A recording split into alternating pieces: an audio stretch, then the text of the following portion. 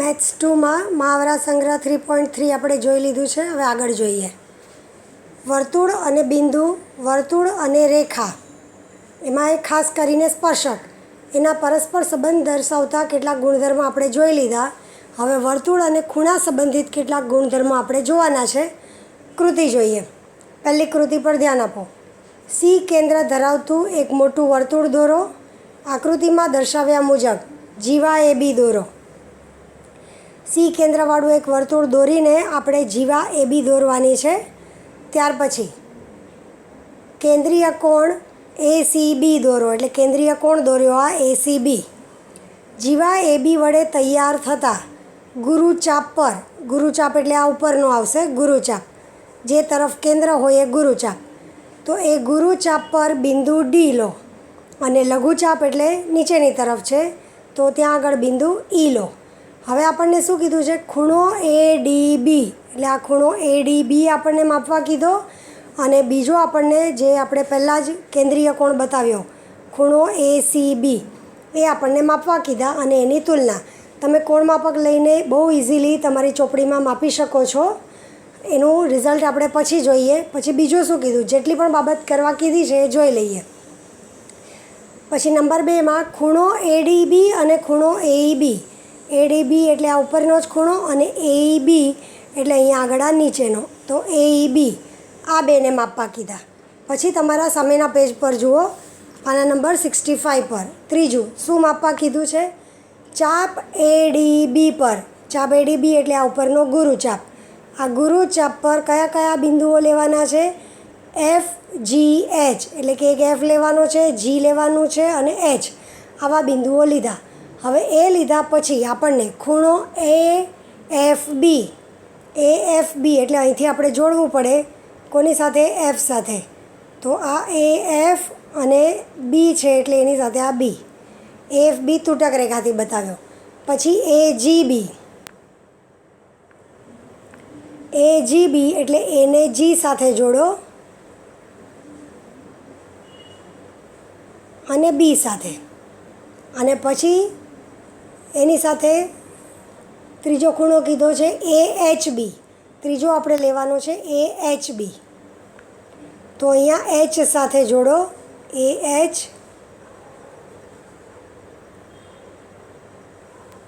બી. એટલે આ પ્રમાણે અલગ અલગ ખૂણા આપણે બનાવી દીધા.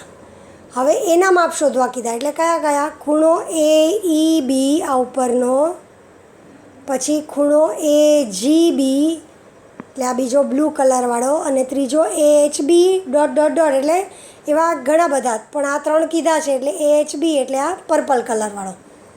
આ ખૂણાના માપ શોધી અને એને આપણે કોની સાથે સરખાવવાનું છે? ખૂણા એ ડી બીની સાથે સરખાવો. આ ત્રીજું. હવે એમાં ચોથું શું કીધું? ચાપ એ ઈ બી પર બિંદુ આઈ લો. ચાપ એ ઈ બી એટલે નીચે અહીંયા આગળ આઈ લીધું, આ નીચે આઈ બિંદુ લીધું. હવે ખૂણો એ આઈ બી માપો, એટલે હવે આઈ સાથે જોડવાનું. તો કઈ રીતે જોડ્યું છે એ જુઓ. એ આઈ બી એટલે આઈને બી સાથે જોડો. અને પછી એ આઈ બીની પણ તુલના એ ઈ બી સાથે કરો, એટલે અહીંયા નીચે જે ખૂણો બને છે એની નીચેના એ ઈ બીની સાથે તુલના કરવાની છે. તો એક એક તુલના કરીને આપણને શું મળે છે? જો તમારે કોણ માપકથી તમે માપશો ચોપડીમાં જ, તો તમને બહુ સરળતાથી આ માપ વિશે ખબર પડશે. તો માપી જોજો અને શું મળે એ તમને કહી દઉં છું. તો જોઈએ. હવે આપણે એક એક ખૂણો જોઈએ અને એને આધારે એના શું રિઝલ્ટ મળશે એ અહીંયાથી જોઈ લો. સૌથી પહેલું નંબર 1, તમારી ચોપડીમાં ધ્યાન આપતા જજો. જે આપણને માપવા કીધું ને એના પરથી શું મળે છે. તો પેજ નંબર 64 પર સૌથી પહેલાં શું માપવા કીધું છે? ખૂણો એ ડી બી અને એ સી બી. આ એ ડી બી અને બીજો એ સી બી, આ બે માપવા કીધા. તો એ બંને વચ્ચે શું સંબંધ છે? તો તમે જોઈ શકશો કે એ સી બીનું માપ એ ડી બી કરતાં બમણું થશે. એટલે કે ધારો કે એ ડી બી એક્સ હોય તો આ આપણને 2x મળશે જો માપશો તો, બરાબર. પછી બીજું કીધું એ ડી બી અને એ ઈ બી. એ ડી બી એટલે આ ઉપરનો અને એ ઈ બી એટલે આ નીચેનો, આ બે માપો. તો એ બે માપશો ને તો એ બેનો સરવાળો 180 થશે એવું તમને મળશે. એટલે કે ધારો કે આ ખૂણો 30° થયો તો અહીંયા આગળ આ આપણને 150° મળશે. અથવા માની લો કે આ 50° છે તો આ આપણને 130°. કહેવાનો અર્થ એમ કે આ બેનો સરવાળો 180 મળશે. પછી ત્યાર પછી શું માપવા કીધું છે? ત્રીજું, એમાં AHB, AFB અને AGB અને એની ADB સાથે સરખાવો. AHB, આ AHB, પછી AFB અને AGB, આ 3 ખૂણા એને આપણે આ આપણા એક્સ એટલે કે ADB સાથે સરખાવવાના છે. હવે ધ્યાન આપજો, જે ખૂણો છે ચારે ચાર આ ખૂણા એનું બે ભુજા પરના બિંદુ એટલે કે અંત્ય બિંદુઓ સમાન છે. ખૂણો જે બને છે એટલે કે જીવા પરના બે અંત્ય બિંદુ સમાન A અને B, અને ખૂણો બનાવવા માટે ગુરુચાપ પરથી જ એકવાર H લીધો, એકવાર F લીધો, એકવાર G લીધો અને કોની સાથે સરખાવ્યો? એ જ ગુરુચાપ પરના D આગળ બનતા ખૂણા સાથે. તો આમાં શું મળશે? આ ચારે ચાર ખૂણાના માપ આપણને સમાન મળશે. એટલે કે AHB, ADB, AFB અને AGB ચારે ચારના માપ આપણને સમાન મળશે. હવે એને આધારે ચોથું AIB શોધવા કીધું. એટલે AIB અને એને કોની સાથે સરખાવવા કીધું છે? AEB. તો આ બેવ જે બિંદુ છે એ લઘુચાપ પર છે. કઈ લઘુચાપ? AEB તો અથવા તો AB, જે બોલો એ. તો ખૂણો AIB અને AEB એ લઘુચાપ ABથી બનતા ખૂણા છે. તો આ બે ખૂણાના માપ આપણને સમાન મળશે. એટલે કે AEB અને AIB સમાન માપના મળશે. આ આપણે બરાબર ધ્યાનમાં રાખવાનું છે. આનો અર્થ એમ કે ગુરુચાપ જે જીવાએ બનાવી તો એ ગુરુચાપ પર કોઈ પણ બિંદુ લઈએ એને આ જીવાના જે બે અંત્ય બિંદુ છે એની સાથે ખૂણા બનાવતા લઈએ તો એ બધા ખૂણા એકરૂપ. સેમ એવી રીતે લઘુચાપ લઈએ અને લઘુચાપ પર કોઈ પણ બિંદુ લઈએ, 2 કે 3 કે 4 ગમે તે, અને અંત્ય બિંદુ જીવા પરના જ બિંદુઓ હોય એ બે બિંદુ સાથે બનતા ખૂણા લઈ લઈએ તો એ પણ બધા એકબીજાને એકરૂપ થશે. એટલે આ કૃતિ પરથી આપણને આટલું ખબર પડે. તમે ફરીથી કહું છું કે કોણ માપકથી માપવું હોય તો માપી શકો છો. હવે એને આધારે હવે બીજી એક કૃતિ કરવા કીધી. શું કૃતિ કરવા કીધું છે?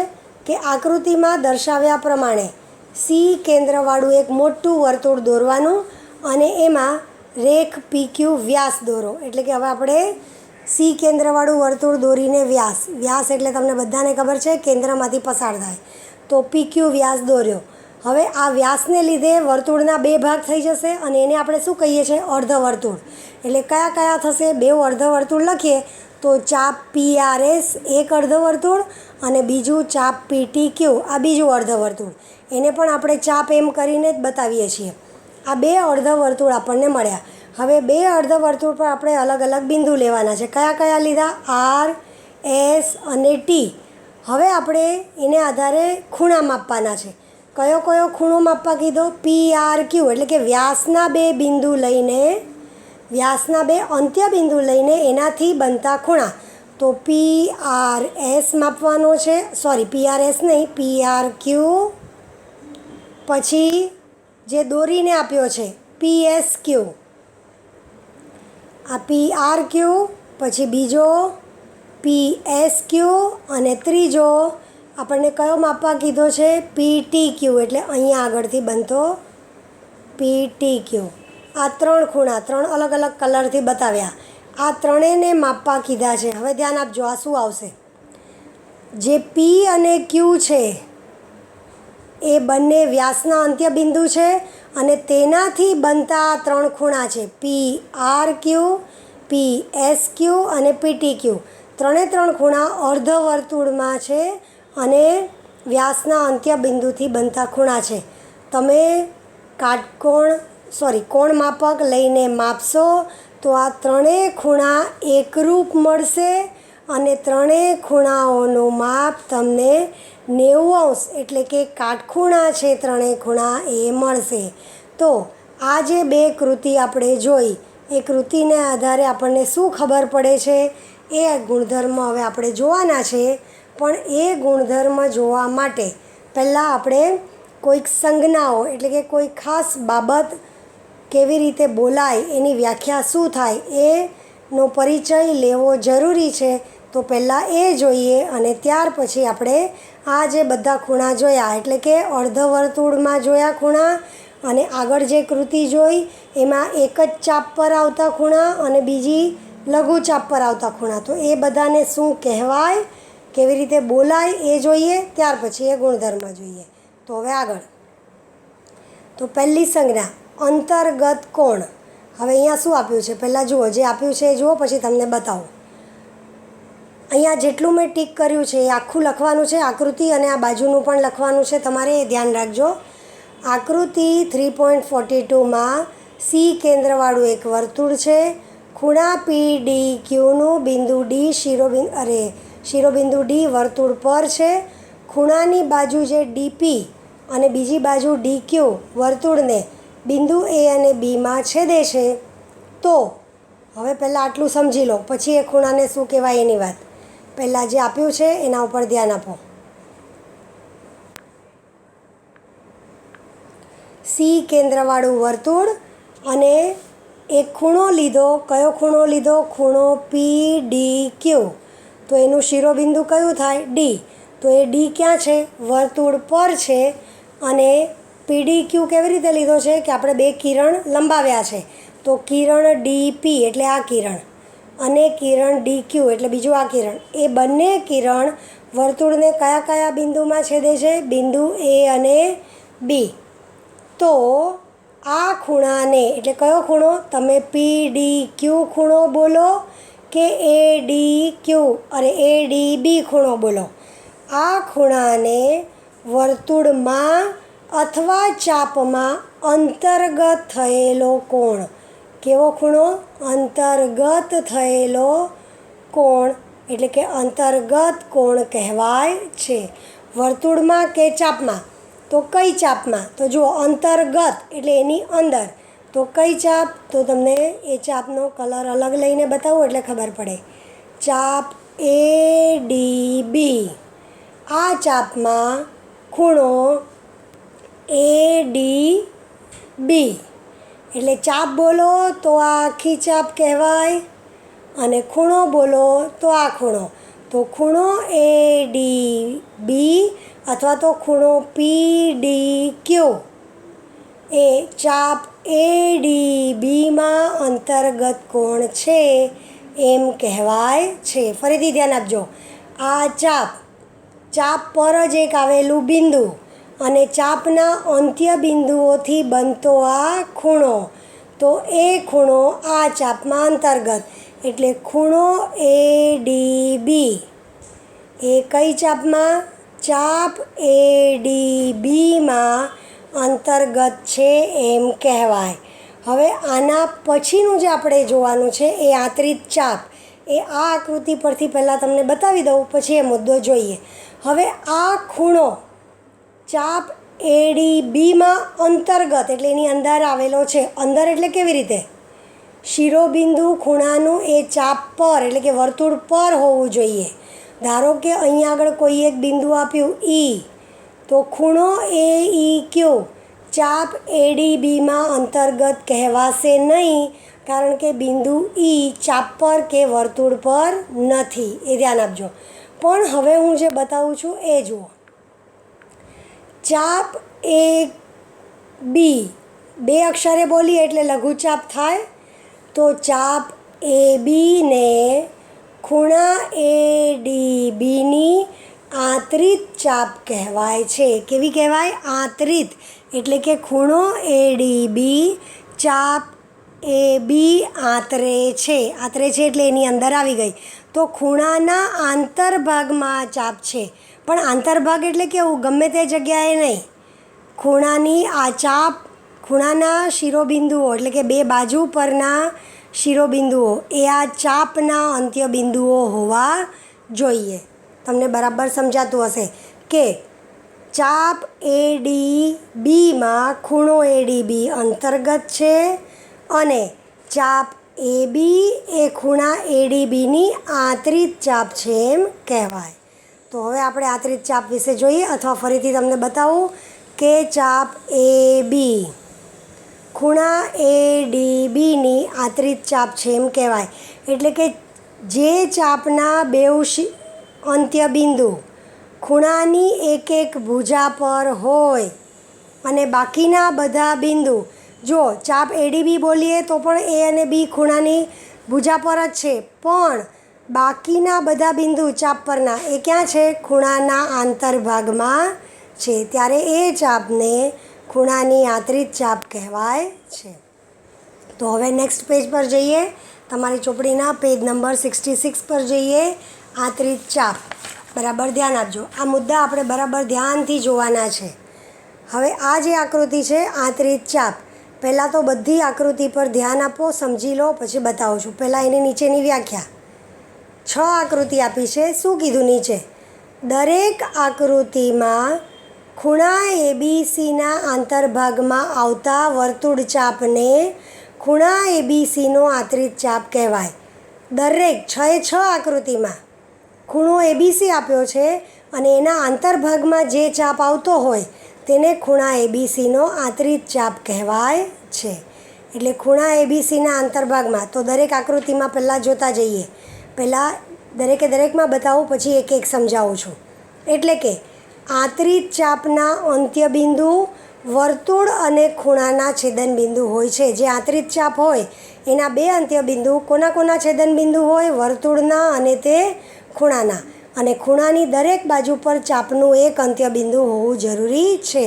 તો આ આંતરિક ચાપ વિશેની માહિતી, કે ચાપના 2 અંત્યબિંદુ જે છે એ ખૂણાની દરેક ભુજા પર આવેલા હોવા જોઈએ અને ચાપના અંત્યબિંદુઓ એ વર્તુળ અને ખૂણાના છેદનબિંદુ હોય છે. હવે જુઓ, ખૂણો એ બી સી એટલે આ ઉપરનો, તો એના આંતરભાગમાં આવતા એટલે ચાપ એ સી એને આંતરિક ચાપ કહેવાય. આ બીજી આકૃતિમાં ચાપ બી સી એના આંતરભાગમાં છે, તો એ ખૂણા એબીસીનો આંતરિક ચાપ. અહીંયા ખૂણો એબીસી, પણ અહીંયા જુઓ બી વર્તુળ પર નથી બિંદુ, તો પણ ચાપ એસી એ ખૂણા એબીસીની આંતરિક ચાપ છે. આકૃતિ 4માં ખૂણો એબીસી શિરોબિંદુ વર્તુળનું, ખૂણાનું શિરોબિંદુ ક્યાં છે? વર્તુળની બહાર, તો પણ આ એક નાની ચાપ અને બીજી આ એસી, આ 2 ચાપ તેના આંતરભાગમાં છે, એટલે કે તેની આંતરિક ચાપ છે એમ કહેવાય. હવે અહીંયા ખૂણો એબીસી જુઓ કેવી રીતે છે. બિંદુ બી વર્તુળની બહાર છે, પણ એક ભુજા વર્તુળને 2 બિંદુમાં છેદે છે અને બીજી ભુજા સ્પર્શે છે, એટલે કે એક સ્પર્શક અને એક છેદક. તો પણ એના આંતરભાગમાં કેટલી ચાપ છે? આ એક નાની ચાપ અને બીજી એક આ મોટી ચાપ. બંને એની આંતરિક ચાપ તો કહેવાય જ છે, ખૂણાનું શિરોબિંદુ ગમે ત્યાં હોય. હવે અહીંયા ખૂણાનું શિરોબિંદુ બી કેવી રીતે છે? વર્તુળની બહાર, અને ખૂણાની 2 ભુજા વર્તુળની સ્પર્શક છે. તો અહીંયા પણ ખૂણાના આંતરભાગમાં કેટલી ચાપ છે? 2 ચાપ છે. એક લઘુચાપ એસી અને બીજી ગુરુચાપ, એના પર કોઈ પણ નામ લઈ લો, ધારો કે ડી, તો ચાપ એ ડી બી. એટલે દરેકમાં આંતરિક ચાપ તો હોય જ છે, ખાલી દરેકમાં એ અંતર્ગત કોણ નથી ખૂણો. કારણ કે અંતર્ગત કોણ માટે આપણને શરત શું આપી? કે ખૂણાનું શિરોબિંદુ વર્તુળ પર હોવું જોઈએ અને જે ખૂણાની 2 બાજુઓ છે એ વર્તુળને છેદતી હોવી જોઈએ. એટલે કે ચાપનું છેદનબિંદુ એક એક ભુજા પર હોવું જોઈએ. તો આ 6 આકૃતિમાં અંતર્ગત કોણ ક્યાં છે? પહેલી આકૃતિમાં અંતર્ગત કોણ છે, બીજામાં અંતર્ગત કોણ નથી, ત્રીજામાં પણ અંતર્ગત કોણ નથી, ચોથામાં પણ નથી, પાંચમામાં પણ નથી અને છઠ્ઠામાં પણ નથી. અંતર્ગત કોણ ફક્ત એકમાં જ છે, એટલે આપણને આગળ એક જ આકૃતિ બતાવી હતી. જ્યારે આંતરિક ચાપ 6/6માં છે, કારણ કે ચાપના અંત્યબિંદુઓ ખૂણાની ભુજા પર અને ચાપના બાકીના બધા બિંદુઓ ખૂણાના આંતરભાગમાં હોવા જોઈએ, એ બધા જ છે. તો હવે દરેક આકૃતિ માટે આપણે જોતા જઈએ કે કેટલી આંતરિક ચાપ છે, કેટલા ખૂણાએ ચાપ આંતર્યા છે, તો જોતા જઈએ. હવે જુઓ, એટલે એક એક આકૃતિ સમજો, ચોપડીમાંથી જોજો, તમને લખીને આપેલું છે. આકૃતિ 1, 2 અને 3. આ આકૃતિમાં ખૂણાએ એક જ આંતરિક કરેલો ચાપ છે. આ ત્રણેય આકૃતિ એકસાથે બતાવું છું. આકૃતિ 1, 2 અને 3માં ખૂણા કેટલો ચાપ આતરે છે? એક જ ચાપ આતરે છે. તો જુઓ, ખૂણો એબીસી ચાપ એસી આતરે છે, એટલે કે એક જ આંતરિક ચાપ છે. અહીંયા ખૂણો એબીસી ચાપ બીસી એનો આંતરિક ચાપ છે, એક જ ચાપ આંતરેલો છે. અને અહીંયા ખૂણો એબીસી, તો એ પણ એક જ ચાપ આતરે છે. એટલે આકૃતિ 1, 2 અને 3માં ખૂણાએ એક જ ચાપ આતરેલો છે. હવે આપણે જોઈએ આકૃતિ 4, 5 અને 6. તો આકૃતિ 4, 5 અને 6 એમાં જુઓ, તમને મેં આગળ સમજાવ્યું એમ કેટલા ચાપ આતરે છે? 2, 2. ખૂણો એબીસી, આ એક નાની ચાપ અને બીજી આ એસી. અહીંયા આપણે કંઈ પણ બીજા નામ લખી શકીએ, ધારો કે ડી અને ઈ. તો ચાપ ડીઈ અને ચાપ એસી, 2 આંતરિક ચાપ છે ખૂણા એબીસીની. સેમ એવી રીતે અહીંયા ખૂણો એબીસી, એની એક ચાપ ડીસી લઘુચાપ, અને આ પણ લઘુચાપ જ છે, ચાપ એસી. આ 2 ચાપ આતરે છે. સેમ એવી રીતે અહીંયા ખૂણો એબીસી, લઘુચાપ એસી અને ગુરુચાપ એસી. આ પ્રમાણે 2 ચાપ આતરે છે. એટલે આકૃતિ 4, 5 અને 6માં ખૂણો કેટલી ચાપ આતરે છે? 2 ચાપ આંતરિત કરેલા છે. હવે આકૃતિમાં બીજું શું કીધું? તો હવે આપણને એમ કીધું આકૃતિ 2, 5 અને 6. પહેલાં 5 અને 6 જુઓ, પછી 2માં બતાવું કે એમાં ખૂણાની બંને બાજુ, આકૃતિ 2 અને 5માં અલગ અને આકૃતિ 6માં અલગ. પહેલાં આકૃતિ 6 જુઓ, પછી 2 અને 5 જોઈએ. આકૃતિ 6માં ખૂણાની 2 બાજુ વર્તુળને સ્પર્શે છે, એટલે કે ખૂણાની બંને બાજુ. તો બાજુ બી એ કયા બિંદુમાં સ્પર્શે છે? એ. અને બાજુ બીસી કયા બિંદુમાં સ્પર્શે છે? સી. એટલે ખૂણાની બંને બાજુ એ વર્તુળને સ્પર્શે છે. હવે આકૃતિ 5 જુઓ. આકૃતિ 5માં મેં પહેલાં જ કીધું છે કે ફક્ત એક જ બાજુ બીસી એ વર્તુળને સ્પર્શે છે, એટલે કે અહીંયા એક જ બાજુ જે બી એ બાજુ છે, તો વર્તુળનો શું કહેવાય? છેદક, કારણ કે 2 બિંદુમાં છેદે છે. એટલે અહીંયા એક જ બાજુ વર્તુળને સ્પર્શે છે. સેમ એવી રીતે આકૃતિ 4માં એક પણ બાજુ સ્પર્શતી નથી, 2 છેદક છે. બંને વર્તુળને આવી રીતે 2 અલગ અલગ બિંદુઓમાં છેદે છે. પછી આગળ આકૃતિ 3. આકૃતિ 3માં પણ સ્પર્શતું નથી. શું કરે છે? આકૃતિ 3માં છેદક પણ ન કહેવાય, કારણ કે 2 ભિન્ન બિંદુઓમાં છેદવી જોઈએ રેખા. જ્યારે અહીંયા ખૂણાની બાજુ એક જ બિંદુમાં છેદે છે અને બીમાંથી આપણને બાજુ આવી રીતે લંબાવીને આપેલી નથી, એટલે અહીંયા છેદક નથી અને સ્પર્શક પણ નથી. આકૃતિ બીજી જુઓ. અહીંયા એક બાજુ સ્પર્શે છે. બાજુ બી એ કયા બિંદુમાં? બિંદુ બીમાં સ્પર્શે છે અને બાજુ બીસી છેદક છે. બી અને સીમાં છેદે પણ કહેવાય અને સ્પર્શે પણ કહેવાય. એટલે આકૃતિ 2 અને 5માં ખૂણાની એક જ બાજુ વર્તુળને સ્પર્શે છે, જ્યારે 6માં 2 બાજુ સ્પર્શે છે. આકૃતિ 1માં એક પણ બાજુ સ્પર્શતી નથી, 2 છેદક છે. તમને બરાબર આ સમજાઈ ગયું હશે. હવે એને આધારે હવે નીચે જોઈએ. આકૃતિ જુઓ જે આપી છે 3.44. એમાં શું કીધું છે? આકૃતિમાં ચાપ આતરિત નથી. આ આકૃતિમાં એક પણ ચાપ આતરિત નથી એવું કેમ કહેવાય? જુઓ, સમજી લો બરાબર.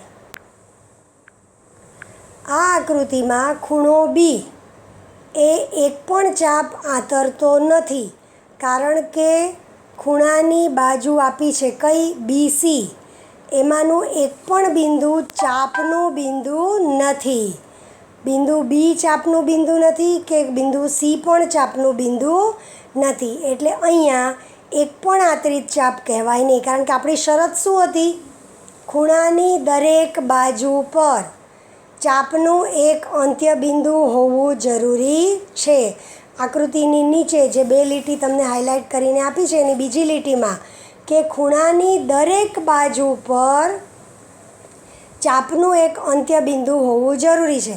અહીંયા ખૂણાની એક બાજુ પર ચાપના 2 બિંદુ આવી ગયા, ને જે બીજી બાજુ છે બીસી એના પર ચાપનું એક પણ બિંદુ નથી, એટલે આ આકૃતિમાં ખૂણો ABCની એક પણ આંતરિક ચાપ કહેવાશે નહીં. એટલે આ આકૃતિમાં એક પણ આંતરિક ચાપ નથી, એ બરાબર ધ્યાન રાખજો. હવે આને આધારે આપણે અંતર્ગત કોણનો પ્રમેય જોવાનો છે. હવે આપણને અંતર્ગત કોણ અને આંતરિક ચાપ એ બંને શબ્દ સમજાઈ ગયા. હવે અંતર્ગત કોણનો પ્રમેય આપણે સમજી લઈએ. પ્રમેય: વર્તુળમાં અંતર્ગત કોણનું માપ તેના આંતરિક ચાપના માપ કરતાં અડધું હોય છે. કોનું માપ? અંતર્ગત કોણનું. અને શેના કરતાં અડધું? આંતરિક ચાપના માપ કરતાં અડધું. તો આકૃતિ દોરીએ. તો આકૃતિ O કેન્દ્રવાળું વર્તુળ દોર્યું. એ વર્તુળમાં ખૂણો BAC એ ચાપ BACમાં અંતર્ગત કોણ છે, એટલે કે ચાપ BACમાં અંતર્ગત છે. અને આ ખૂણો કઈ ચાપ આતરે છે? તો ચાપ BDC તેની આંતરિક ચાપ છે, એટલે કે તેમજ તે ખૂણા વડે ચાપ BDC આંતરિત થયેલો છે. સમજાઈ ગયું બંને? ખૂણો BAC એ ચાપ BACમાં અંતર્ગત, સેમ નામ આવે, ચાપ BACમાં અંતર્ગત, અને ચાપ BDC તેની આંતરિક ચાપ. બે અલગ કલરથી બતાવી દીધું. તો સાધ્ય અંતર્ગત કોણનું માપ એટલે કે ખૂણા BACનું માપ તેની આંતરિક ચાપ કઈ છે? BDC. એના કરતાં અડધું, એટલે કે હાફ મેઝર ઓફ ચાપ BDC એવું આપણે સાબિત કરવાનું છે. ચોપડીમાં જુઓ, સાધ્ય ખૂણો BAC બરાબર હાફ, એટલે કે ખૂણો BAC બરાબર હાફ મેઝર ઓફ ચાપ BDC. એટલે આકૃતિમાં હવે અહીંયા બરાબર સમજી લો. તમને બંને વસ્તુ દેખાય છે? ખૂણો BAC બરાબર હાફ મેઝર ઓફ ચાપ BDC, એટલે કે BAC is equal to half measure of ચાપ BDC. આ આપણે બતાવવાનું છે. હવે એના માટે રચના કરવી પડે. તો રચના શું કરી એ જુઓ. રચના: કિરણ OE દોર્યો. OE નહીં, AO દોર્યો. કેવી રીતે? AO એટલે કે કેન્દ્રમાંથી પસાર થાય એવી રીતે. કિરણ AO દોર્યો જે વર્તુળને કયા બિંદુમાં છેદે છે? E બિંદુમાં છેદે છે. એટલે આ પહેલી રચના. અને પછી આપણે દોર્યું OC, ત્રિજ્યા OC દોરો. એટલે આ રચના આપણે કરી લીધી. બરાબર? હવે આટલી રચના કર્યા પછી આખી સાબિતી છે. હું સાબિતી તમને આકૃતિ પરથી સમજાવી દઉં છું, અને પછી તમે તમારી ચોપડીના પેજ નંબર 67 પર જોતા જાઓ, એટલે બહુ ઇઝીલી સમજાઈ જશે. એટલે અહીંયાથી જે સમજાવવું એ તમે તમારી ચોપડીમાં જુઓ, એટલે ફરીથી ચોપડીમાં મારે તમને કહેવું ન પડે. એટલે હવે સાબિતી પેજ નંબર 67 પર તમે જોતા જજો અને સમજજો આકૃતિ અહીંયા મોબાઈલમાં જે બતાવું છું એને આધારે. બરાબર ધ્યાન આપજો. અલગ અલગ કલર લઈને સમજાવીશ. સાબિતી એકદમ ઇઝી છે, ખાલી લાંબી છે, પણ એમાં અઘરું કાંઈ નથી. તો જુઓ સાબિતી શું આપ્યું છે આપણને. સાબિતી ફરીથી કહું છું, સાબિતી પેજ નંબર 67 પરથી જોતા જાઓ અને અહીંયાથી સમજતા જાઓ. ત્રિકોણ OACમાં ત્રિકોણ OAC કે AOC, તો પહેલો આપણે દોર્યો ત્રિકોણ AOC. આ ત્રિકોણ AOCમાં બાજુ OA એકરૂપ બાજુ OC એક જ વર્તુળની ત્રિજ્યાઓ છે. માટે ખૂણો OAC એકરૂપ ખૂણો OCA સમદ્વિભુજ ત્રિકોણનો પ્રમેય. હવે આ બધું તમને બરાબર સમજાય છે. બે ખૂણા એકરૂપ તો તેના માપ સમાન ધારી લઈએ. માટે ખૂણો OAC બરાબર ખૂણો OCA બરાબર શું ધાર્યું? X. હવે ધ્યાન આપો. ખૂણો EOC ખૂણો EOC એટલે આ બહારનો ખૂણો એ કયો છે? ત્રિકોણ OACનો બહિષ્કોણ છે. સમજાયું બરાબર? કારણ કે બાજુ AOને લંબાવી તો આ ખૂણો બહિષ્કોણ થાય. સુરેખ ખૂણાની જોડ બનાવે છે ખૂણા AOC સાથે, એટલે ખૂણો EOC બહિષ્કોણ છે. બહિષ્કોણનું માપ તેના અંતઃસમ્મુખ કોણોના માપના સરવાળા જેટલું. તો અંતઃસમ્મુખ કોણો કયા કયા છે? તો સરવાળો બોલું છું. ખૂણો EOC બરાબર કયા બે ખૂણાનો સરવાળો? ખૂણો OAC વત્તા ખૂણો OCA. આ બે અંતઃસમ્મુખ કોણ છે એટલે ખૂણો OAC વત્તા ખૂણો OCA. હવે આપણને ખબર છે બહિષ્કોણનું માપ અંતઃસમ્મુખ કોણોના સરવાળા જેટલું, એટલે કે ધેટ ઇઝ ઇક્વલ ટુ OACનું માપ x વત્તા OCAનું પણ x, એટલે બરાબર કેટલા થાય? 2x. જો અહીંયા આપેલું છે 2x આકૃતિ પાસે, એટલે આ 2x. તો જો આ બંને x અને ખૂણો EOC 2x મળી ગયો આપણને. પણ ખૂણો EOC કેન્દ્રીય કોણ છે, O કેન્દ્ર છે એટલે કેન્દ્રીય કોણ થયો. તો ધ્યાન આપો, કેન્દ્રીય કોણ કઈ ચાપ આતરે છે એ જુઓ. ખૂણો EOC કેન્દ્રીય કોણ અને કઈ ચાપ આતરે છે? EC. માટે મેઝર ઓફ ચાપ EC બરાબર 2x ચાપના માપની વ્યાખ્યા. ખ્યાલ આવી ગયો બરાબર? તો આનો અર્થ શું થયો? બે પરિણામ મળ્યા. આ પહેલું પરિણામ હતું, ખૂણા EOCનું માપ આપણે ગોત્યું 2x અને ચાપ EC એનું માપ પણ આપણને કેટલું મળ્યું? 2x. તો એનો અર્થ એવો થયો કે EC અને આ બે ખૂણા EC અને આ કેન્દ્રીય કોણ એકરૂપ છે 2x, પણ ખૂણો OACનું માપ x છે. બરાબર.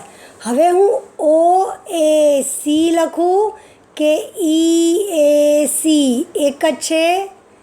કારણ કે A'(O') E છે. માટે શું થાય? OAC લખીએ કે EAC એક જ થાય. તો આનો અર્થ એમ થયો કે OAC એટલે કે EAC એનું માપ x અને આપણી જે આ ચાપ મળી EC એનું માપ 2x. તો ખૂણો EAC એ ચાપ ECના માપ કરતાં અડધો થયો. x એ 2xનું અડધું થાય. માટે ખૂણો OAC બરાબર ખૂણો EAC બરાબર હાફ મેઝર ઓફ ચાપ EC થઈ ગયું. આ ECનું અડધું થઈ ગયું આનું માપ. સમજાઈ ગયું બરાબર? તો આ જ પ્રમાણે ધારો કે આપણે ત્રિજ્યા OB દોરી હોત તો આપણને ખૂણો EAB સેમ એવી રીતે મળત. જેમ અહીંયા EAC મળ્યો તો એવી રીતે EAB મળી શકત. તો EABનું માપ ચાપ EB કરતાં અડધું મળી શકે આપણને. ખ્યાલ આવ્યો બધાને? કે જેમ આપણે ખૂણો EAC બરાબર હાફ મેઝર ઓફ ચાપ EC બતાવ્યો, તો સેમનું સેમ રિપીટ કરવાની જરૂર નથી. દોરો રચના તો આ જ રીતે મળે. કયો ખૂણો મળે બીજો? તો પછી આપણને મળશે ખૂણો BAE અથવા તો EAB બરાબર હાફ મેઝર ઓફ ચાપ BDE. સમજાયું તમને બરાબર? તો હવે એને આધારે બે ખૂણા મળ્યા, EAC અને EAB. ઉપરના બે કયા કયા ફરીથી બતાવું છું, જુઓ.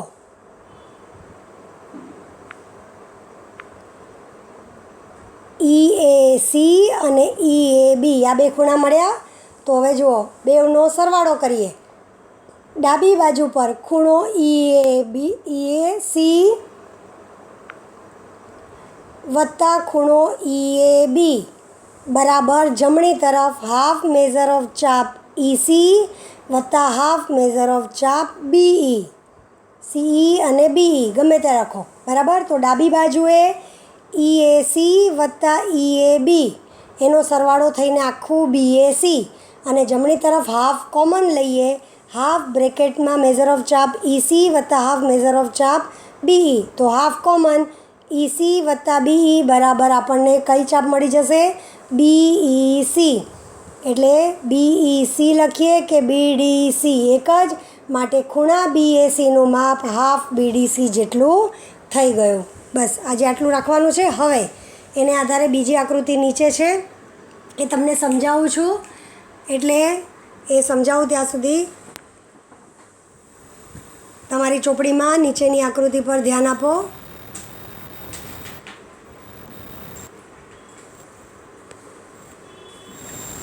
સાબિતી ઉપર આપી છે એટલે નેક્સ્ટ પેજ પર જોઈ લો. નેક્સ્ટ પેજ પર એક જ મિનિટ.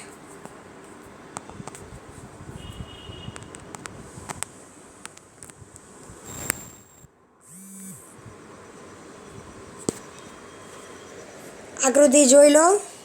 હવે એમાં આપણે ઉપરની આકૃતિમાં શું જોયું કે બે ખૂણાનો સરવાળો થઈને આપણને એક મોટો ખૂણો મળ્યો, પણ એમાં ખાસ બાબત શું હતી? તમારા પેજ નંબર 66 પર જુઓ કે આપણું વર્તુળનું કેન્દ્ર એ જે ખૂણો BAC હતો એના અંતર્ભાગમાં હતું. તો હવે આની બીજું જે પર્યાય છે, કયો પર્યાય? જુઓ, ધ્યાન રાખો કે વર્તુળમાં અંતર્ગત કોણ અને તે વર્તુળના કેન્દ્ર સંબંધી 3 શક્યતા છે. કઈ કઈ શક્યતા એ જુઓ એટલે તમને ખ્યાલ આવે કે પહેલું, વર્તુળનું કેન્દ્ર ખૂણાની બાજુ પર હોય, અથવા વર્તુળનું કેન્દ્ર અંતર્ભાગમાં હોય અથવા બાહ્ય ભાગમાં. આમાંથી પહેલી 2 શક્યતા તો આપણે સાબિત કરી લીધી કે વર્તુળનું કેન્દ્ર ખૂણાની ભુજા પર હોય, તો એ આપણે કરી લીધું. પરિણામ જે આપણને 3માં મળ્યું એ તમારી ચોપડીમાં ઉપર જુઓ, પરિણામ 3. અને પરિણામ 5માં જે મળ્યું એમાં વર્તુળનું કેન્દ્ર ખૂણાના અંતર્ભાગમાં, એટલે એ તો મળી ગયું. હવે વર્તુળનું કેન્દ્ર બહિર્ભાગમાં હોય તો કયું? તો આ આકૃતિ. તો એ આકૃતિ હવે આપણે જોઈ લઈએ. જુઓ, એ પણ સમજી લો અને સાબિતી સીધી તમારી ચોપડીમાંથી જોજો, ધ્યાન આપો.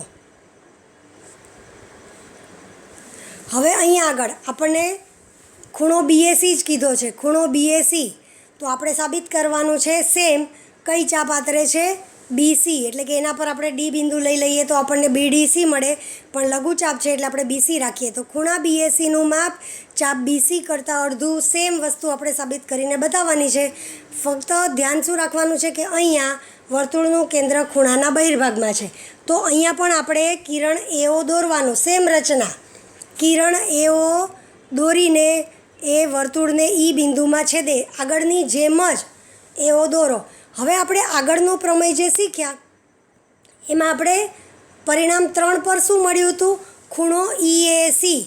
EAC કેવી રીતે મળ્યો? કે O કેન્દ્ર જે છે એ ખૂણાની બાજુ પર છે, બરાબર. તો સેમ એવી રીતે અહીંયા આગળ આપણે લઈએ કે કેન્દ્ર ખૂણાની બાજુ પર હોય એવા 2 ખૂણા ધારી લઈએ. કયા કયા ધારીએ? હવે અલગ અલગ કલરથી જોતા જાઓ એટલે તમને ખબર પડે. પહેલો લઈએ BAC. કેવી રીતે મળે? તો BAC આપણને કેવી રીતે મળશે? ખૂણો BAE એટલે આખો ખૂણો, એમાંથી આપણે ખૂણો CAE બાદ કરીએ તો આપણને BAC મળી જાય. ખ્યાલ આવ્યો તમને? ખૂણો BAE મોટો ખૂણો, એમાંથી આ ખૂણો CAE બાદ કરો તો આ 2 ખૂણા લઈ લઈએ. ખૂણો BAE એટલે શું? ધ્યાન આપજો. ખૂણો BAE કેન્દ્ર ખૂણાની ભુજા પર છે, તો ખૂણો BAE બરાબર હાફ મેઝર ઓફ ચાપ BCE થશે. તો that is equal to half measure of ચાપ BCE. અને ખૂણો ખૂણો CAE આ ઉપરનો CAE, તો એનું માપ બરાબર હાફ મેઝર ઓફ ચાપ CE થાય. તો હવે આપણે બેવની બાદબાકી લઈ લીધી.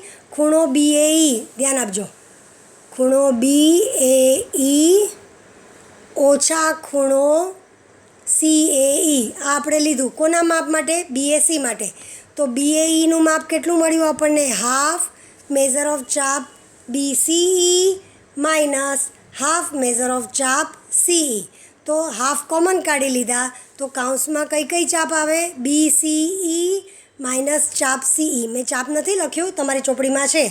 હાફ બ્રેકેટમાં મેઝર ઓફ ચાપ BCE ઓછા મેઝર ઓફ ચાપ CE બ્રેકેટ કમ્પ્લીટ. આખું BCE એમાંથી આ ચાપ ગઈ તો કઈ રહી ગઈ BC. માટે આ બેની બાદબાકી બરાબર હાફ મેઝર ઓફ ચાપ BC. તો જુઓ ખૂણા BACનું માપ મળી ગયું તમને. ખૂણા BACનું માપ બરાબર હાફ મેઝર ઓફ ચાપ BC. આ આખું BCE માઇનસ CE એટલે આપણને BC મળી ગયું. એટલે આગળના પ્રમેયનો ઉપયોગ કરીને જ સીધું આપણે આ સાબિત કરી દેવાનું છે. એટલે શું મળી ગયું પ્રમેયનું વિધાન આ પ્રમાણે: વર્તુળના ચાપે વર્તુળના કોઈપણ બિંદુ સાથે આંતરેલા ખૂણાનું માપ. વર્તુળના ચાપે વર્તુળના કોઈપણ બિંદુ સાથે આંતરેલા ખૂણાનું માપ તે ચાપે વર્તુળના કેન્દ્ર સાથે આંતરેલા ખૂણાના માપ કરતાં અડધું હોય છે. વર્તુળના ચાપે વર્તુળના કોઈપણ બિંદુ સાથે આંતરેલા ખૂણાનું માપ. ધ્યાન અહીંયા હવે જે કહેવા માંગે છે એ સાંભળજો. આપણે આખા ખૂણાની વાત કરીએ. ધારો કે વર્તુળનો ચાપ કોઈપણ બિંદુ સાથે આંતરેલો ખૂણો BAE એ ખૂણાનું માપ આ ચાપે એટલે કે ચાપ BCE વર્તુળ પર એ બિંદુ આગળ જે ખૂણો આંતરે છે એનું માપ આ ચાપ વર્તુળના કેન્દ્ર સાથે જે ખૂણો બનાવે છે એના કરતાં અડધું હોય છે. એ સમજાઈ ગયું આપણને. ખૂણા BAEનું માપ ખૂણા BOE કરતાં અડધું થાય, કારણ કે કેન્દ્રીય કોણનું માપ આ ચાપ જેટલું અને ખૂણાનું માપ આ ચાપ કરતાં અડધું. એટલે એનો અર્થ એમ કે વર્તુળ પરના બિંદુ પાસે બનતા ખૂણાનું માપ કેન્દ્રીય કોણ કરતાં અડધું હોય છે. કેન્દ્ર સાથે બનતો ખૂણો એટલે કેન્દ્રીય કોણ કરતાં અડધું. બસ આજે અહીંયા આટલે સુધી રાખો, પછી નેક્સ્ટ ટાઈમ જોઈશું. Thank you.